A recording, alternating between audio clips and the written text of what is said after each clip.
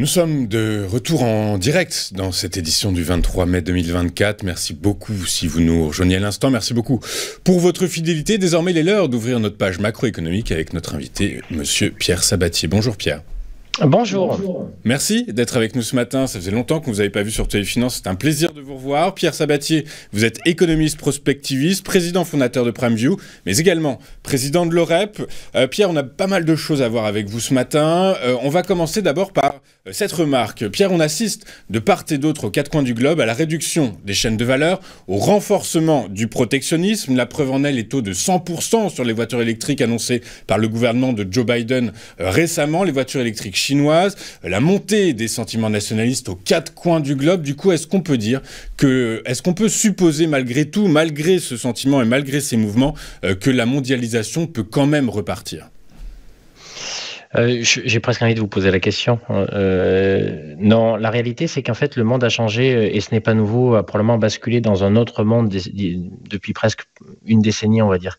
Une décennie qui a finalement fermé la parenthèse d'une quinzaine d'années, effectivement, où les chaînes de valeur ont été distribuées à l'échelle du globe, où la Chine est devenue, alors que c'était un nain économique, un géant en fait de l'économie mondiale, en devenant et en assumant le fait d'être l'atelier du monde entier, surtout du monde occidental. Ça a bien fonctionné au moment où finalement tout le monde avait intérêt que ça fonctionne bien. Mais en fait, quand je parle en fait d'un changement d'époque depuis maintenant une décennie, c'est que les ruptures que vous évoquez d'un point de vue économique, mais qui se retrouvent aussi d'un point de vue social, d'un point de vue politique, avec si les droits de douane augmentent, c'est parce que aussi on a une forme de radicalité politique qui a commencé à émerger depuis une petite dizaine d'années, que ce soit d'abord en Angleterre, aux États-Unis, en Italie, puis partout dans le monde, concrètement, que les gens prennent le pouvoir ou pas. On a en fait la multiplication en fait de ruptures qui marquent la fin d'une époque. Alors maintenant, la question fondamentale, c'est pourquoi ? C'est comment on peut traduire en fait la fin de cette époque ? Eh bien, vous savez, en fait, en économie ou en prospective, on n'a pas de boule de cristal, mais il y a des moments où on peut probabiliser le fait qu'une rupture arrive. Et en fait, elle arrive souvent à l'image d'une forme de tectonique des plaques. Vous savez, la tectonique de plaques, c'est prenez si vous partez en vacances en Martinique, sur l'arc antillais, en fait, vous savez, l'arc antillais, c'est l'endroit où la plaque atlantique passe au-dessus de la plaque caraïbe. Et bien, en fait, vous savez, en géologie, vous avez une plaque qui passe l'une sur l'autre, ça tient, enfin, l'une passe sur l'autre jusqu'au moment où ça rompt. Et quand ça rompt, ça fait un volcan. Et en fait, on est dans ce moment-là qui se traduit essentiellement par le fait que on est passé d'un monde dans lequel les taux de croissance potentielle, et ça, on en revient au nerf de la guerre, c'est-à-dire où veut-il nous emmener ? Mais le nerf de la guerre, c'est concrètement, et pourquoi le monde a déjà changé depuis une dizaine d'années et que c'est une trajectoire quasi inéluctable, c'est qu'on est passé d'un monde qui avait un taux de croissance potentiel fort. Qu'est-ce qu'un taux de croissance potentiel ? C'est pas le taux de croissance affiché, c'est le taux de croissance qu'on peut espérer naturellement au regard de ce que nous sommes en tant que population, essentiellement. Et en fait, on passe d'un monde dans lequel le taux de croissance potentiel était très élevé, à savoir un monde dans lequel la taille du gâteau à se partager augmentait naturellement assez vigoureusement, à un monde dans lequel les taux de croissance potentielle partout dans le monde, alors pour des pays plus que pour d'autres, mais il n'empêche, partout dans le monde, des taux de croissance potentielle qui ont beaucoup baissé. L'image que j'aime bien donner, c'est de dire qu'on est passé d'une époque dans laquelle la taille du gâteau à se partager augmentait beaucoup, à une époque dans laquelle la taille du gâteau à se partager n'augmente quasi plus. Et alors, c'est là où tout change. Et vous comprenez en fait les raisons du protectionnisme. C'est que qu'est-ce qui se passe quand individuellement un pays veut continuer à grandir, quand individuellement une entreprise veut continuer à grandir, alors que grosso modo l'économie mondiale avance moins vite, c'est-à-dire que la taille du gâteau à se partager augmente moins, ou pour une entreprise la taille du secteur d'activité augmente moins. Eh bien, si vous voulez continuer individuellement à grandir, eh bien, naturellement, là, pour le coup, ça ne va pas se faire via de la croissance organique apaisée, ça va se faire en grosso modo en rachetant des parts de marché. Ça va se faire en augmentant la concurrence. C'est-à-dire qu'en fait, dans un monde dans lequel la taille du gâteau à se partager augmente moins d'un point de vue structurel, la concurrence s'exacerbe. Et ce qui nous a servi, ce qui a servi en fait l'ensemble des acteurs, devient, in fine, alors les gens vont croire, mais il n'y a donc pas de logique à cela. Si, il y avait une logique marquée par une époque, l'époque a changé, donc aujourd'hui, le protectionnisme vient du fait que tout simplement, dans un monde dans lequel la taille du gâteau à se partager augmente moins, la concurrence s'exacerbe, les couteaux s'affûtent, et tout est fait pour continuer, pour assurer la poursuite de sa propre croissance. Aujourd'hui, on l'entend essentiellement moins à travers prendre des choses qui n'existaient pas, mais plutôt prendre à d'autres. Et donc, pour prendre à d'autres, on crée des droits de douane, on crée du protectionnisme et on remet en question tout ce qui nous a fait depuis une quinzaine d'années, sans jugement de valeur. C'est-à-dire qu'en fait, tout ça est une réponse naturelle à des changements profonds de ce que nous sommes devenus en tant que population et surtout des taux de croissance potentiels qu'on peut espérer. Et du coup, par la force des choses, est-ce que ça va avoir un impact sur le commerce mondial des biens et services dans la mesure, des biens surtout, puis dans la mesure où l'OCDE a revu à la hausse ses prévisions de croissance du commerce mondial des biens et services, qui devrait augmenter de 2,3% en 2024, 3,3% en 2025, contre seulement 1% en 2023. Du coup, par la force des choses, est-ce que c'est une limite, un plafond de verre que va atteindre le commerce mondial en 2025, avec une croissance de l'ordre de 3,3%? Il ne faut pas s'attendre à plus désormais maintenant? Non, il ne faut pas s'attendre à plus. Et si on les atteint, ça sera déjà beau. Parce que les prévisions sont faites sur la base de règles du jeu qui ne changent pas. Or, vous n'êtes pas sans savoir que les règles du jeu sur ce plan évoluent avec le temps. Vous évoquiez en fait une taxe qui est sortie tout récemment. Eh bien, en fait, on est dans ce mouvement-là. D'où les difficultés, entre guillemets, des perspectives ou des prévisions qui sont faites, tout simplement. Et d'ailleurs, ne demandez pas la lune à des gens qui sont des prévisionnistes. Un prévisionniste, il sait faire des prévisions à périmètre constant, à règles du jeu constantes. Or, ce que je suis en train de vous dire, c'est concrètement, les règles du jeu sont mouvantes et continueront d'évoluer vers une forme de protectionnisme ou en gros de mise en place de règles du jeu qui seront favorables à son pays plutôt qu'à un autre. Donc, on est rentré dans une stratégie, c'est important de l'avoir en tête, alors qu'à l'époque ou pendant une époque, nous avons pu assumer une stratégie de développement basée sur une stratégie de coopération, aujourd'hui, les stratégies de développement sont plutôt des stratégies mises en place qui sont non coopératives. C'est un état de fait. C'est plutôt une conséquence plus qu'une cause. Donc maintenant, aux différents continents de s'y adapter. D'ailleurs, j'en veux pour preuve, beaucoup de gens ont cru, c'est pour ça que je dotais cela d'une dizaine d'années. Vous savez, lors de la première élection aux États-Unis de Trump, donc là a émergé ce sujet en fait des droits de douane et de la concurrence affichés et assumés entre les États-Unis et la Chine. Mais beaucoup de gens pensaient que lorsque Trump a perdu le pouvoir au profit de Biden, sur ce sujet-là, évidemment, son successeur effacerait tout ce qu'avait fait son prédécesseur. La réponse est non. Et on le dit depuis le départ, puisque en réalité, alors la forme évolue, mais sur le fond, il y a eu plus en fait de mesures protectionnistes sous le mandat de Biden que de Trump, parce que ce n'est pas associé ni au fait d'être de droite ou de gauche, ou républicain ou démocrate aux États-Unis. C'est associé en fait une réponse naturelle à un changement de règle du jeu. Et vous savez qu'aux États-Unis, depuis maintenant une grosse dizaine d'années, tous les grands think tanks posent la question de la concurrence de la Chine à l'égard en fait, des États-Unis comme un sujet de sécurité nationale. Donc peu importe finalement les couleurs de cheveux, peu importe les partis politiques, concrètement c'est un mouvement de fond, une trajectoire de fond qui perdurera parce que tout simplement elle est marquée par une époque malheureusement plus difficile où le succès repose sur des multiplications de stratégies non coopératives plus que coopératives. Alors justement, Pierre, je suis désolé de cette question, je ne vous l'avais pas envoyée, mais on va continuer à réfléchir sur cette notion de la fin de la mondialisation, je sais, c'est pour ça que je me le permets, Pierre. Du coup, par la force des choses, on voit que dans cet environnement très protectionniste, et comme vous le dites, c'est pas nouveau, ça date pas d'hier, que ce soit du côté des États-Unis ou même du côté de la Chine ou d'ailleurs, par la force des choses, en fait, on a remarqué que la croissance américaine est plutôt dans un bon trend, plutôt robuste. Est-ce que l'on peut dire que dans cet environnement protectionniste, les bassins économiques qui s'en sortiront seront ceux dont la demande intérieure est extrêmement solide du coup et nombreuse? Est-ce que du coup, par la force des choses, il faut s'inquiéter pour des pays plus petits comme la France, par exemple? Alors, la taille n'est pas un frein.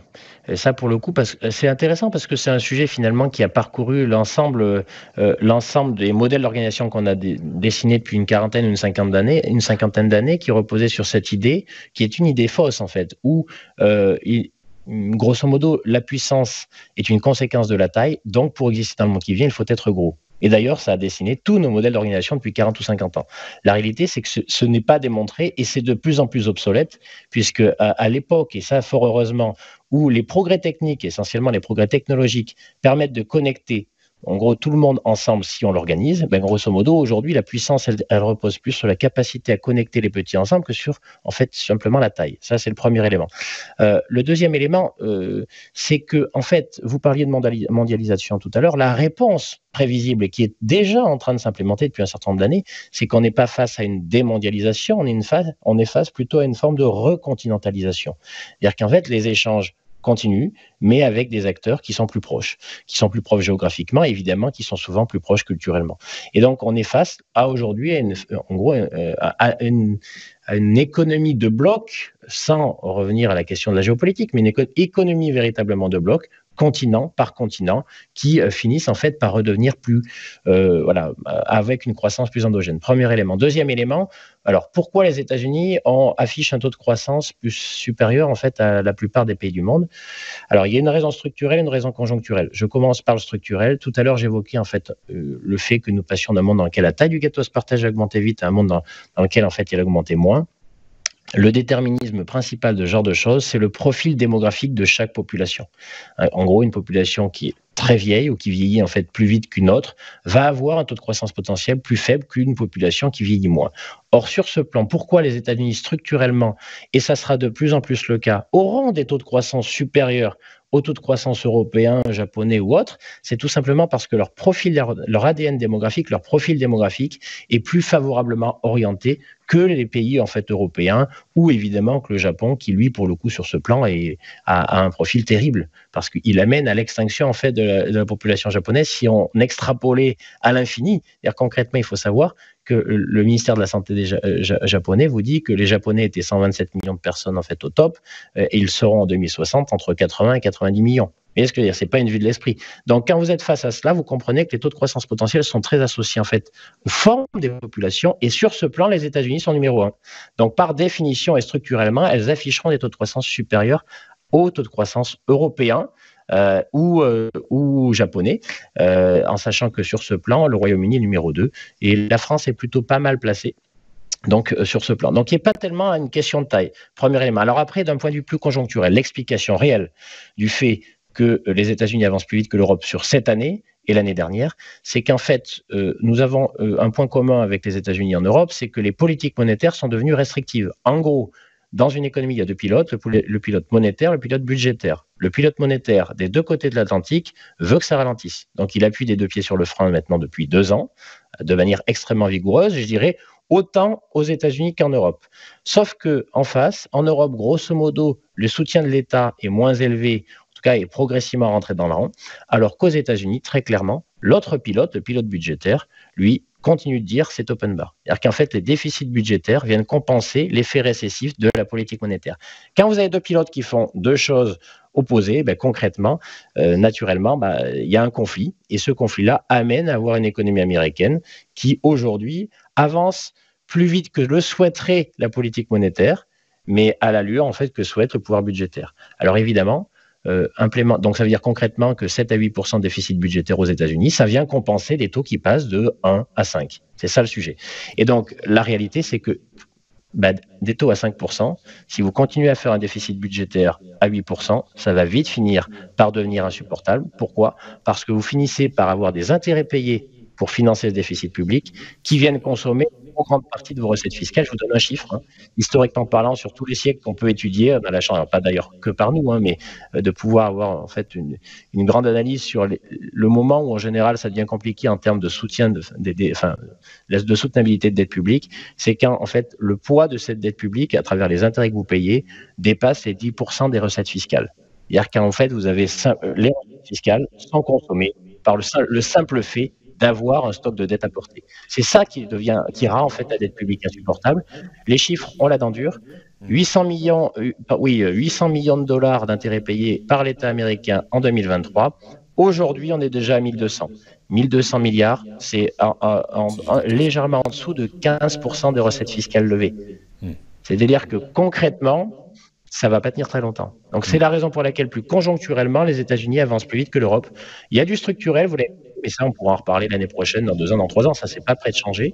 Donc là, elles ont un avantage concurrentiel clair par rapport à l'autre au regard de leur ADN démographique. Mais là, très ponctuellement, la réalité, c'est que les États-Unis sont devenus un État-providence, se sont européanisés en termes de gestion des dépenses publiques, sans adapter en fait leur régime fiscal pour pouvoir supporter finalement des dépenses publiques plus importantes que par le passé. Alors Pierre, vous nous dites, si je comprends bien, donc que la croissance de la dette américaine a permis de soutenir le pouvoir d'achat des Américains.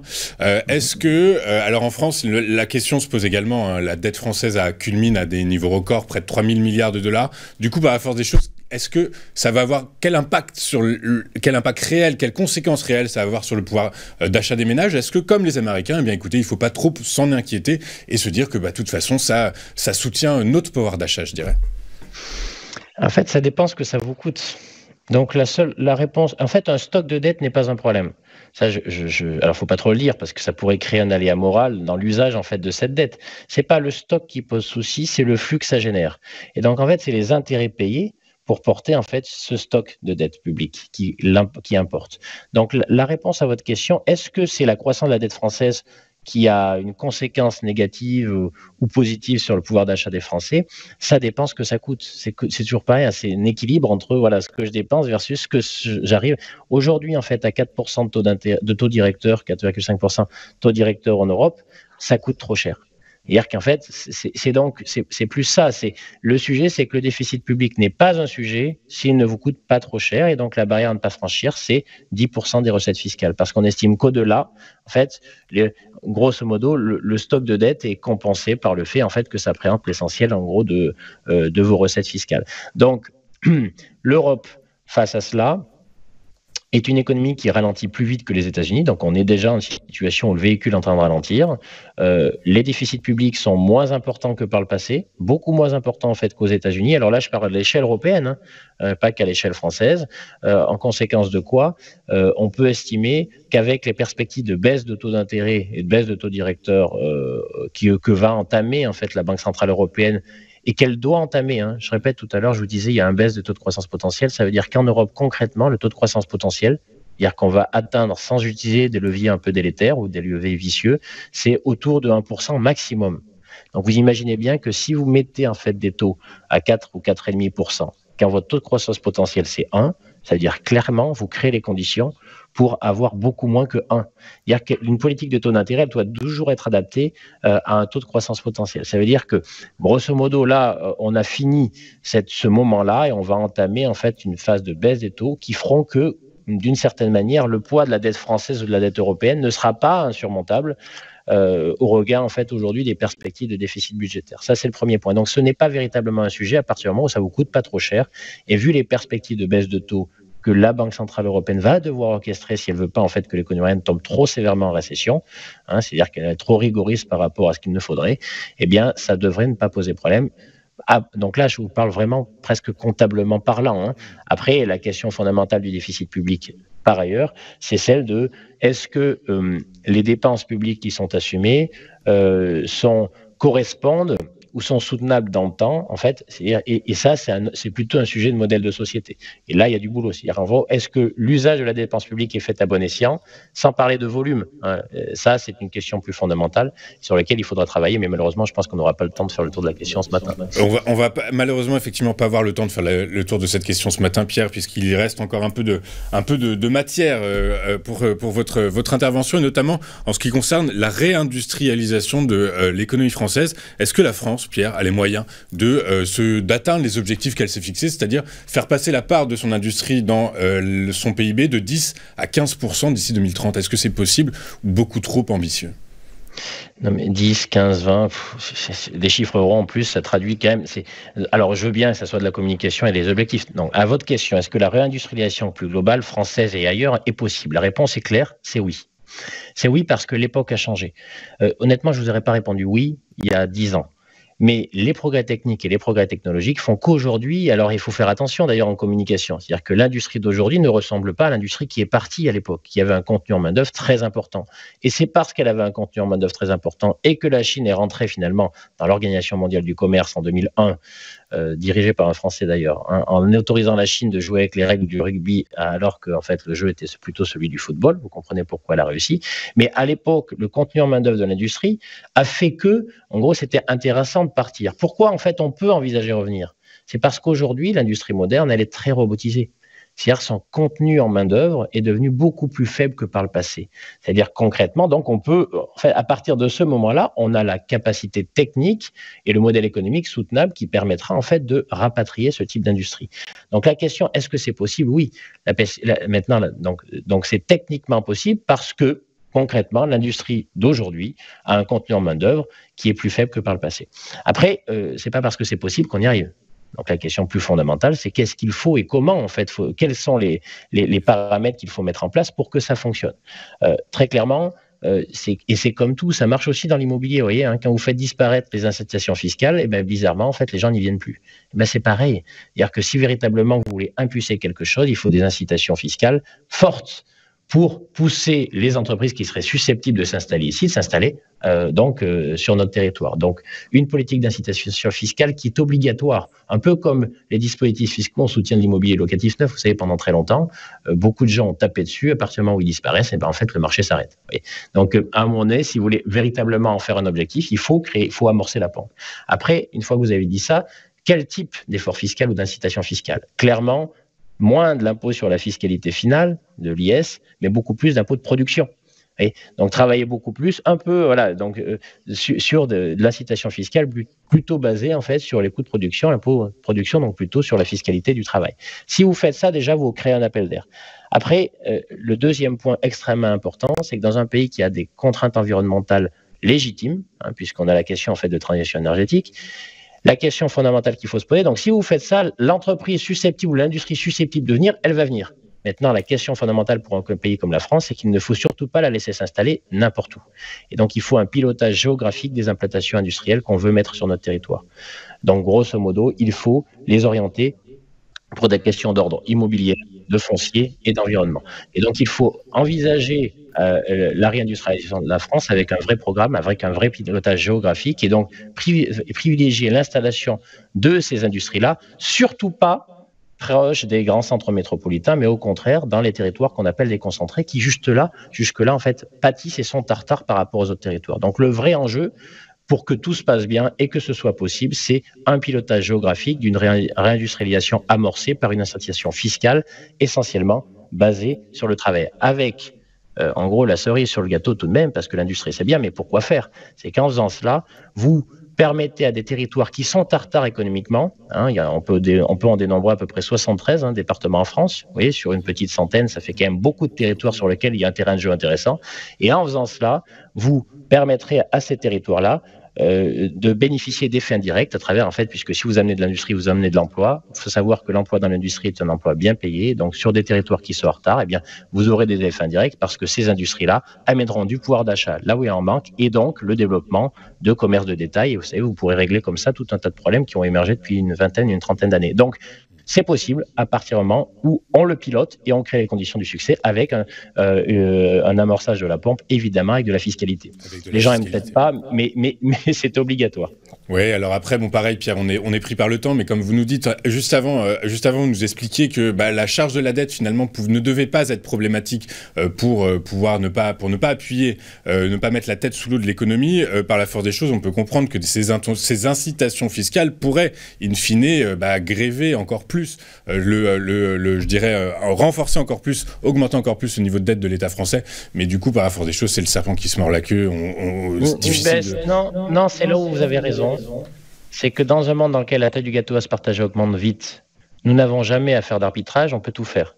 Dans un monde dans lequel la taille du gâteau à se partager augmente moins, ça veut dire que si vous voulez faire quelque chose, mais il faut arbitrer en défaveur d'autre chose. Ça, c'est une question de gestion de politique publique. Donc, vous me posez la question de la réindustrialisation. Est-ce que c'est possible? Oui. Est-ce que c'est utile? Oui. Est-ce que l'ensemble de l'économie française augmentera son taux de croissance potentiel à travers cela? Oui. Mais le corollaire de ça, c'est que ça sous-tend des arbitrages ailleurs. Des arbitrages ailleurs, évidemment, et puis après, effectivement, c'est hyper inflationniste, tout ça, c'est... Donc, du coup, par la force des choses, mais les questions sont multiples autour de cette question de la réindustrialisation de la France. Pierre, comme on l'a vu avec vous, la BCE devrait, selon toute vraisemblance, annoncer une première baisse de son taux directeur en juin prochain, le mois prochain. Par la force des choses, vous nous expliquiez que pour l'instant, les taux étaient un peu, je dirais, peser un peu trop sur la capacité d'endettement des ménages et des entreprises. Du coup, par la force des choses, cette annonce est bienvenue. Est-ce que l'on peut dire que la zone euro est sortie, que le spectre récessif qui entourait l'évolution de la croissance économique européenne est désormais derrière nous, malgré la résurgence et le renforcement des tensions géopolitiques à travers le monde?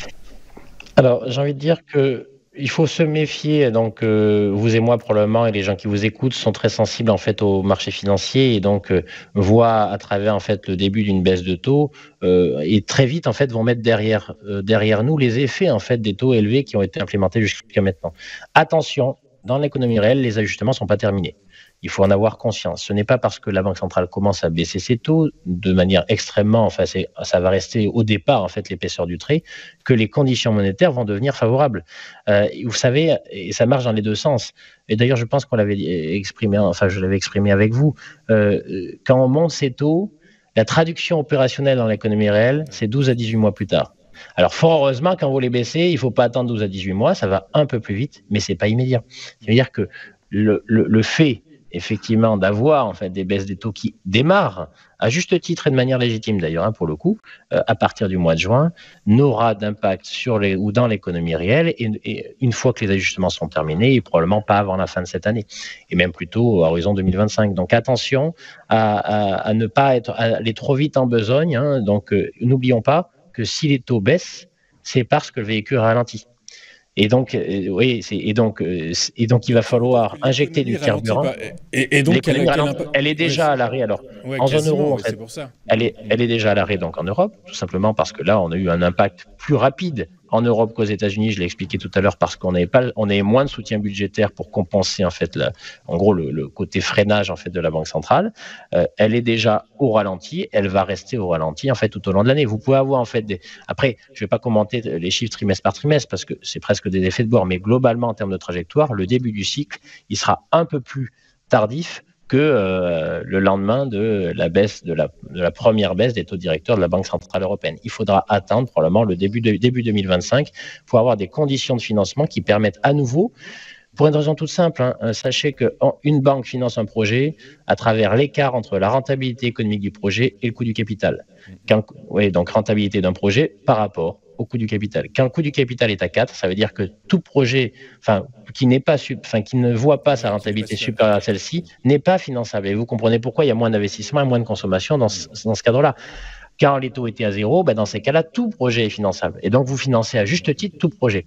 Et donc là, c'est pas parce qu'on va passer de 4,5 à 4,25 ou à 4 que tous les projets vont redevenir finançables au même titre que précédemment. Donc, il va falloir attendre un peu de temps pour que le carburant que la Banque centrale européenne va injecter dans l'économie progressivement se diffuse pour voir un impact et faire tendre l'économie européenne plus proche de son taux de croissance potentiel, probablement à partir de 2025, mais pas en 2024. Ok, très clair. Écoutez, le temps sera notre meilleur allié. De toute façon, quoi qu'il arrive, j'ai envie de dire. Merci beaucoup, Pierre Sabatier. Je vous remercie beaucoup d'avoir accepté notre invitation. C'est toujours un plaisir, un délice de vous entendre. Vous êtes économiste, prospectiviste, président de PrimeView et également président de l'OREP. À très bientôt. Je vous souhaite une excellente journée, Pierre. Merci. À très bientôt. Au revoir. Merci. Au revoir. On marque une dernière courte page de publicité de notre côté. On revient en direct dans la dernière partie de cette édition du 23 mai 2024 de votre quotidienne consacrée à l'actualité des marchés financiers. À tout de suite sur Téléfinance.